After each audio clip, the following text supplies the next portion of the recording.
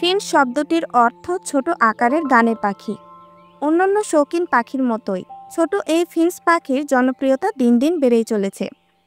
পাখিটির সুমধুর ডাক এবং চঞ্চলতা যে কাউকে মুগ্ধ করবে। পাখিটির অনেকগুলো জাত রয়েছে, যার মধ্যে জেব্রা ফিঞ্চ পাখি অন্যতম। তাই আজকে আমি আপনাদের সাথে জেব্রা ফিঞ্চ পাখি পালন পদ্ধতি, ফিঞ্চ পাখির স্ত্রী পুরুষ চেনার উপায়, তাদের খাদ্য তালিকা, তাদের প্রজনন, ডিম বাচ্চা ও তাদের জনপ্রিয়তা এবং ব্যবসায়িক দিক নিয়ে বিস্তারিত আলোচনা করব।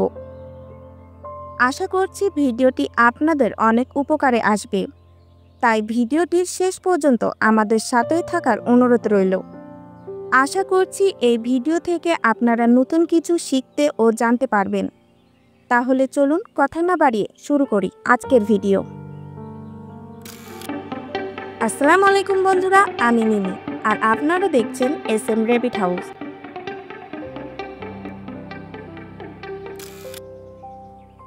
ফিঞ্চ পাখির অন্যান্য প্রজাতির চেয়ে জেব্রা ফিঞ্চের স্ত্রী পুরুষ নির্ধারণ করা খুব সহজ। একটি ছেলে জেব্রা ফিঞ্চের চোখের কাছে গোল্ডেন রঙের একটি স্পট থাকে, যা মেয়ে জেব্রা ফিঞ্চে দেখা যায় না। এছাড়া প্রাপ্তবয়স্ক পুরুষ জেব্রা ফিঞ্চের ঠোঁট গাঢ় লাল বর্ণের হয়ে থাকে। অপরদিকে স্ত্রী জেব্রা ফিঞ্চের ঠোঁট হালকা কমলা বর্ণের হয়ে থাকে। এদের পুরুষদের মতো চোখের কাছে গোল্ডেন রঙের স্পট থাকে না।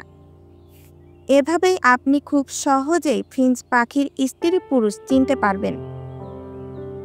এরা ছোট দানা জাতীয় খাবার যেমন চীনা, কাউন, তিল, গুজি তিল ইত্যাদি এই ধরনের ছোট বীজ দানা খেয়ে থাকে। অঙ্কুরিত সিম, এগ ফ্রুট কিংবা সবুজ শাকসবজি ফিঞ্চের অন্যতম পছন্দের খাবার। প্রাকৃতিক পরিবেশে এই পাখি 5 বছর পর্যন্ত বেঁচে থাকে। খাঁচাতে কেজ বার্ড হিসেবে একটু ভালোভাবে যত্ন নিলে এদের 5 থেকে 7 বছর পর্যন্ত বাঁচতে দেখা যায়। ছোট এই পাখিটির 3 মাস বয়স হলেই এরা প্রজনন শুরু করে। 2টা থেকে 8টা পর্যন্ত ডিম দেয়। ডিম ফুটে বাচ্চা বের হতে 14 থেকে 16 দিন সময় লাগে এবং বাচ্চা 3 থেকে 4 সপ্তাহের মধ্যে বাসা থেকে বের হয়ে আসে। ডিম পাড়ার পাত্র হিসাবে বাঁশের ঝুড়ি, মাটির হাঁড়ি, ব্রিডিং বাক্স ইত্যাদি ব্যবহার করা যায়। ঝুড়ি বা মাটির হাঁড়িটি খাঁচার এক কোণায় ঝুলিয়ে রাখলেই চলবে।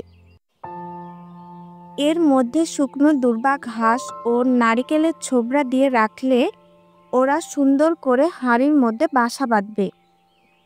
এছাড়া পাটের বস্তা গোল করে কেটে ঝুড়িতে বসিয়ে দেওয়া যায়। এদের ব্রিডিং তেমন একটা কঠিন কিছু না।